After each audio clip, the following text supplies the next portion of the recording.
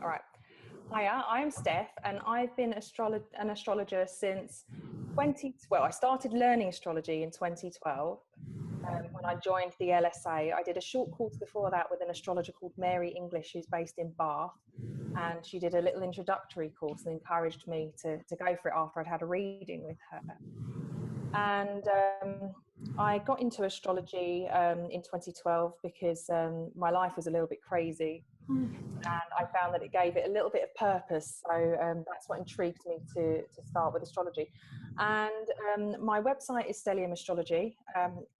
I've had the website since I think since 2014 now. I had the website. I've been slowly building it, and I've been seeing clients and things like that. Teaching. I've been asked to go back and teach at the LSA.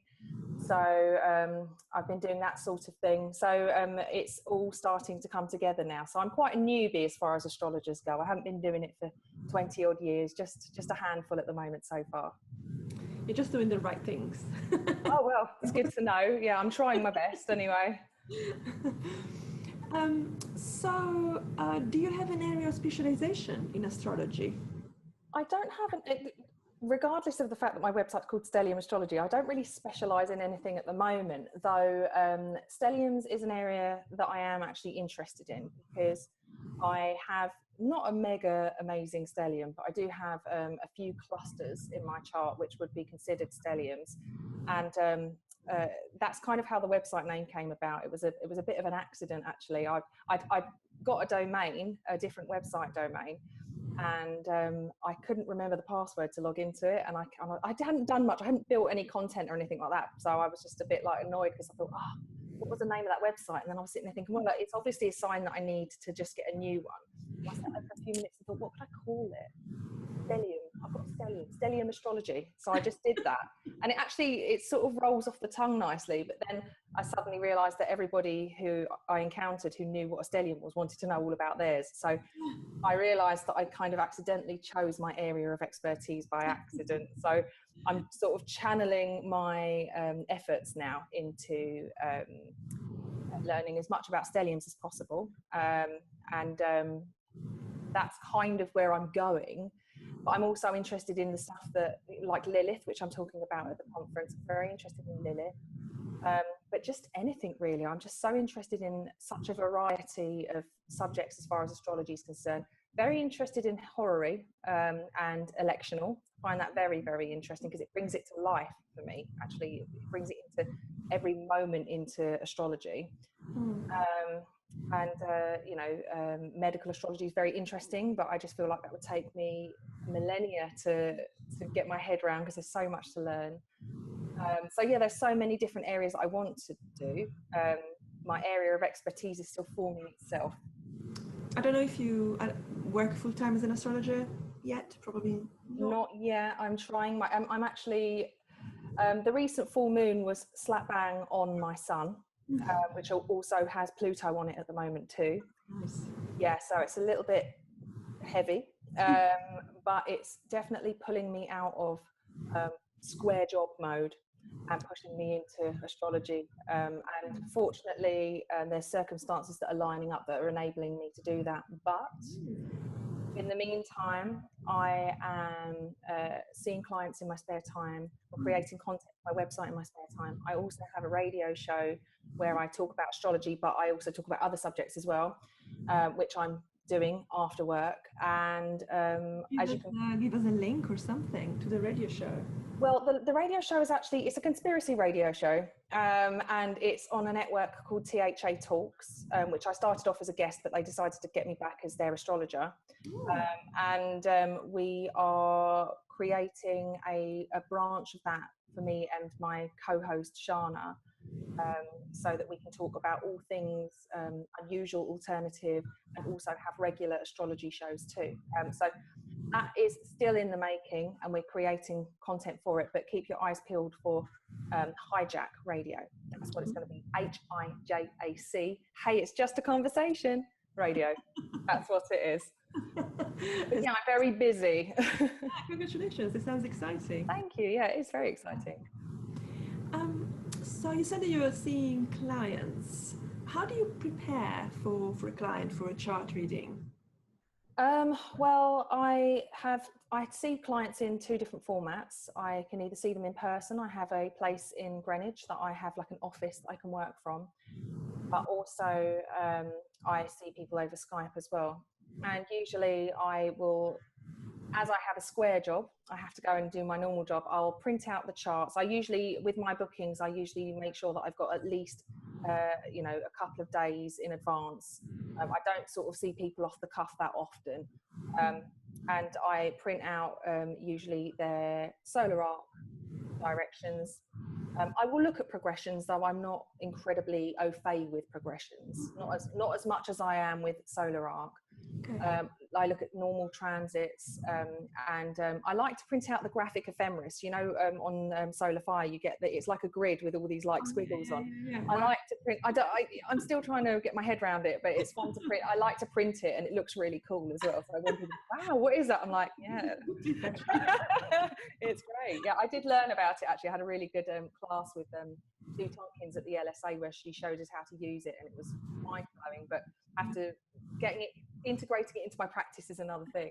But I also have a consultation chart, which I find incredibly useful. Sometimes I will, before I've even started talking about the natal chart, I will be looking at the consultation chart, and that tells me everything we're going to be talking about that day. So that's kind of what I do, and I give myself some charts I can connect with immediately. Others take me a bit of time, and I have to sit down and write transits down, and I have to get into the chart.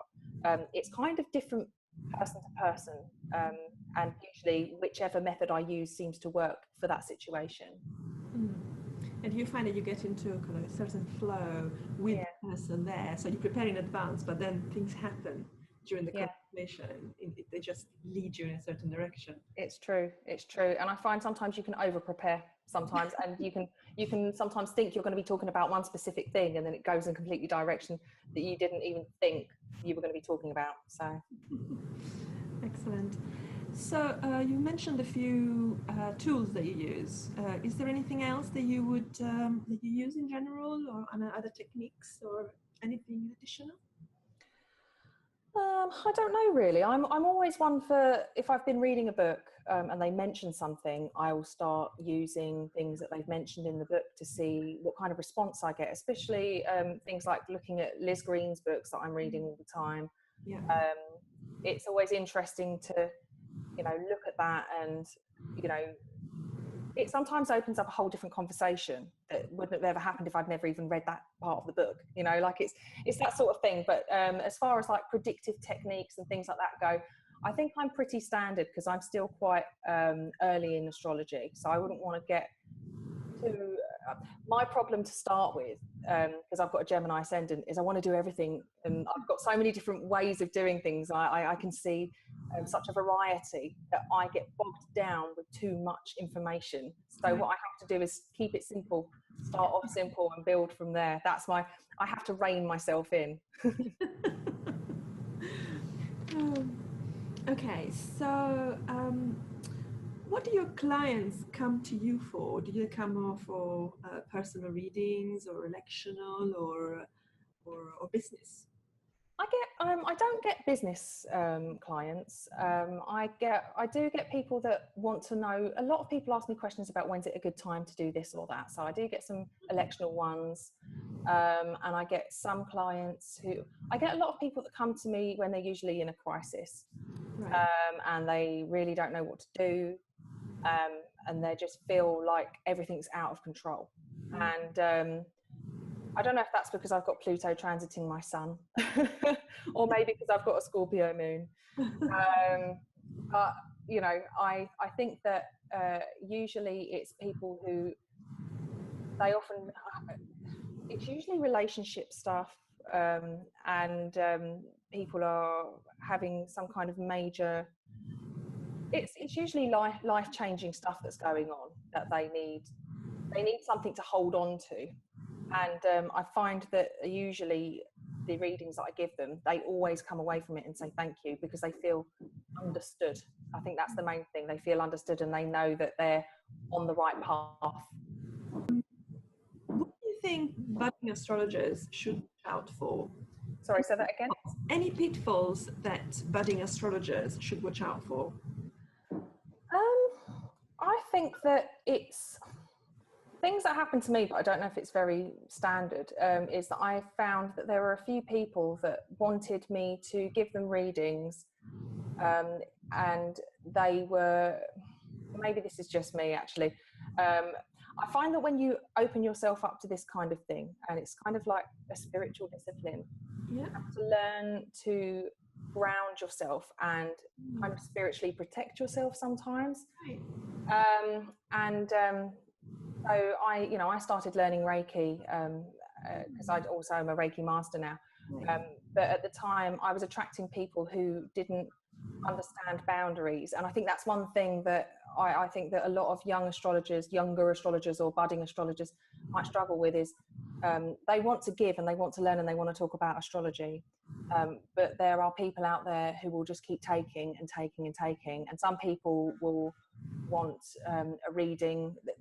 A lot of people want readings for free and they don't understand the work that goes into it. And if you're just starting to charge and you struggle to ask for money because you have a thing around money or a Venus Saturn square or whatever, it's difficult enough. But when you've got people who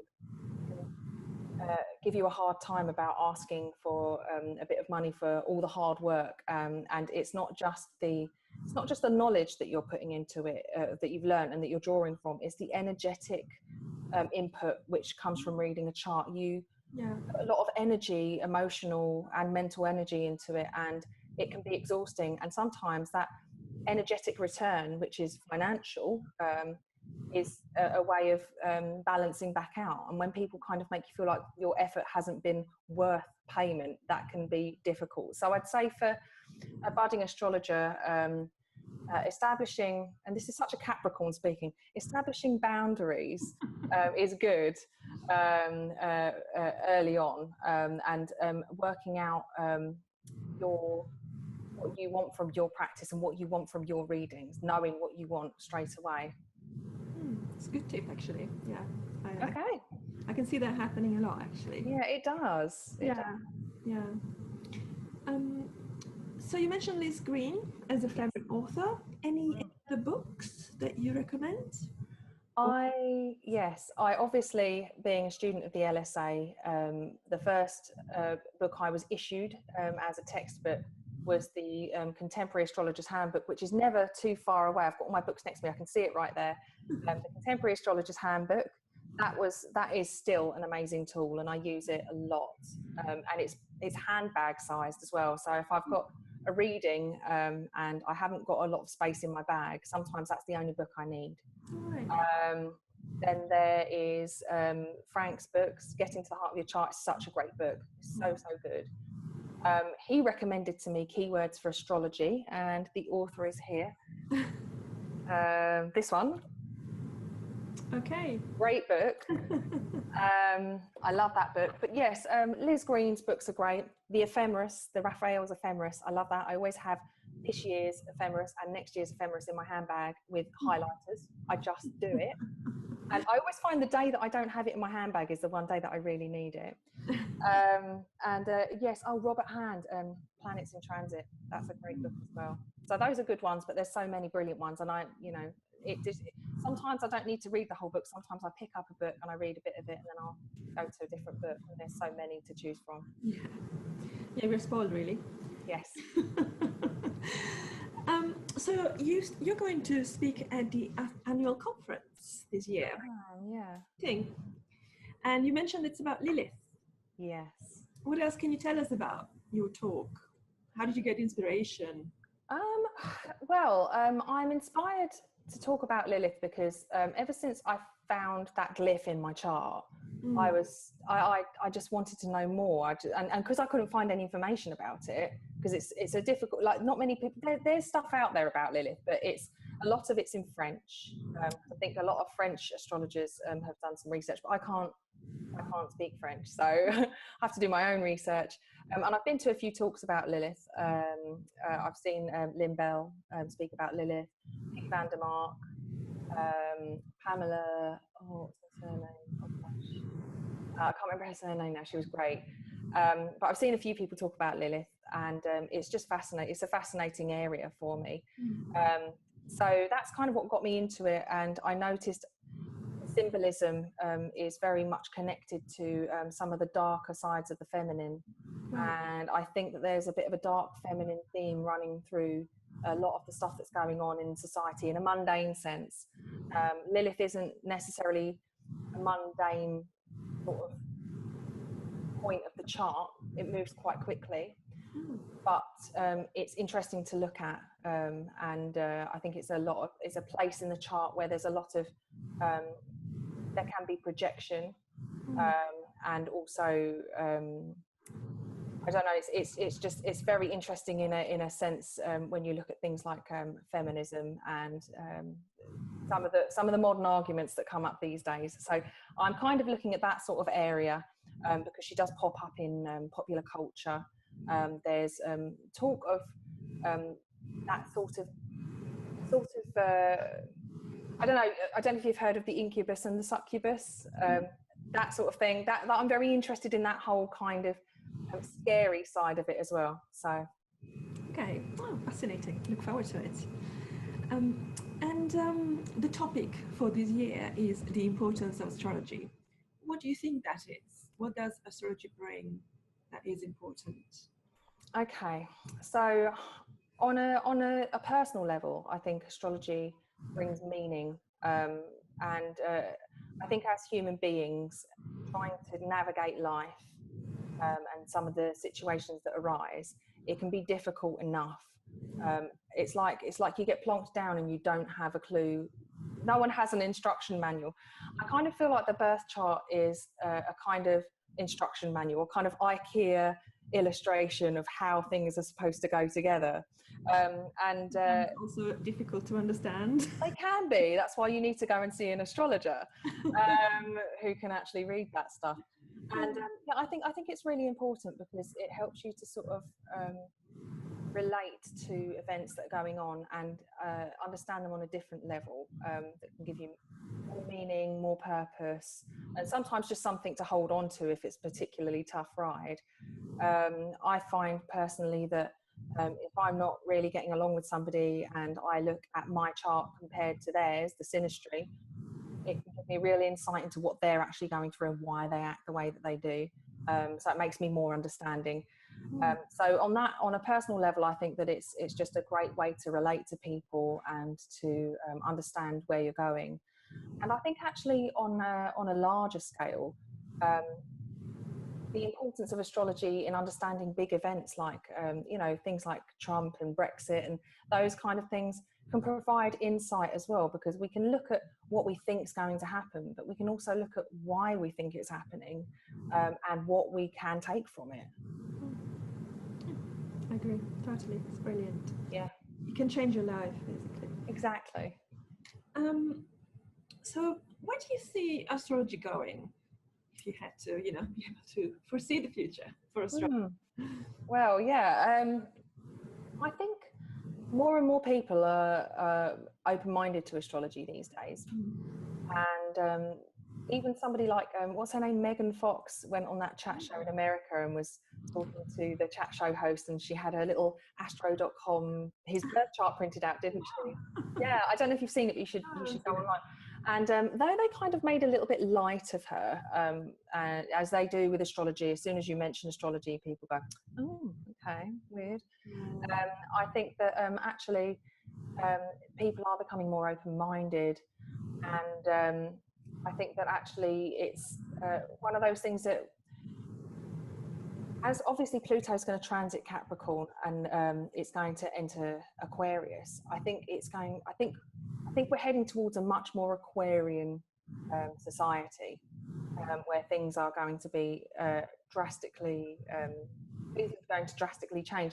And I think these kind of outlooks and ways of seeing the world and ways of sorting information and understanding things and processing your environment are going to be transformed as well. And I think that that's important because we're changing as a species. As much as we don't really, particularly like the changes that are currently underway, and the fact that you can put down on a form many different types of gender that you are now and things like that. We're just changing. Everything's changing, the way that we do things. I think that more abstract ways of thinking are becoming much more the norm. So I think that it's important because it's a type of you know, changing with the times. As much as I guess I'm kind of a bit I want to keep it kind of secret. I like the fact that it's quite a I don't know, it's almost like a secret code, and it's nice. What I want is, I want to have my cake and eat it. I want to be able to enjoy astrology with everybody and be able to talk astrology and say, isn't it amazing, you know? But the second that it becomes normal every day, it's not that exciting anymore. I want it to be exciting and special and a secret language, but at the same time I want everybody to do it, so I can't have my cake and eat it. Okay, well, that was it. Oh wow, that was quick. Yes, it was, and it was brilliant. Thank you very much. Oh, good, I'm glad you liked it.